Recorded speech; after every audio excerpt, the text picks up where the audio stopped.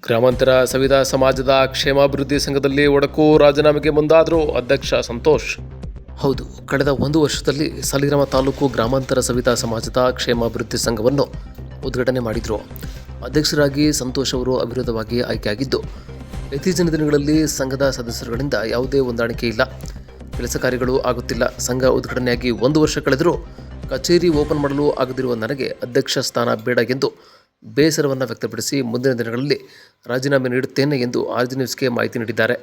ನಮ್ಮ ಸಾಲಿಗ್ರಾಮ ಸವಿತಾ ಸಮಾಜ ಸಂಘದಲ್ಲಿ ಏನೇ ರೀತಿಯ ಅಭಿವೃದ್ಧಿ ಕಾರ್ಯಗಳು ಸಹಕಾರ ಸಂಘದಿಂದ ನಮ್ಮ ಸಂಘದ ಸದಸ್ಯರು ವತಿಯಿಂದ ಯಾವುದೇ ಅಭಿವೃದ್ಧಿ ಕಾರ್ಯಗಳು ನಡೀತಾ ಇಲ್ಲ.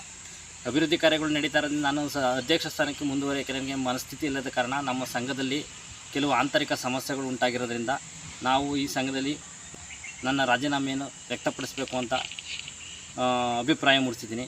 ಹಾಗೂ ನಮ್ಮ ಇತರೆ ಸಂಘದ ನಮ್ಮ ಸದಸ್ಯರುಗಳಿಂದ ಯಾವುದೇ ರೀತಿ ಸ್ಪಂದನೆ ಸಿಗ್ತಾಯಿಲ್ಲ ನನಗೆ ಸಂಘದಲ್ಲಿ. ಹಾಗಾಗಿ ನಾನು ಈ ಸಂಘದಲ್ಲಿ ಅಧ್ಯಕ್ಷ ಸ್ಥಾನ ಮುಂದುವರೆದು ಸೂಕ್ತಲ್ಲ ಅಂತ ನಮ್ಮ ಅನ್ಸ್ಕನ್ಸಿ ನಾನು ಪತ್ರಿಕಾಗೋಷ್ಠಿ ಮೂಲಕ ರಾಜೀನಾಮೆಯನ್ನು ಕಡೆ ತಿಂಗಳ ಕೊನೆ ಮಂಗಳವಾರ ರಾಜೀನಾಮೆಯನ್ನು ವ್ಯಕ್ತಪಡಿಸ್ತಾ ಇದ್ದೀನಿ. ನಾನು ಸಂಘದ ಕಚೇರಿ ನಿರ್ಮಾಣ ಮಾಡೋಕ್ಕಾಗಲಿ ಒಂದು ಶೋಕ ಇದಕ್ಕೆ ನಾನು ರಾಜೀನಾಮೆಯನ್ನು ವ್ಯಕ್ತಪಡಿಸ್ತಾ ಇದ್ದೀನಿ. ನಾನು ಕಳೆದ ಒಂದು ವರ್ಷ ಆದರೂ ಸುದ ನಾನು ಯಾವುದೇ ರೀತಿ ಕಚೇರಿ ನಿರ್ಮಾಣ ಮಾಡೋಕ್ಕಾಗಲಿಲ್ಲ.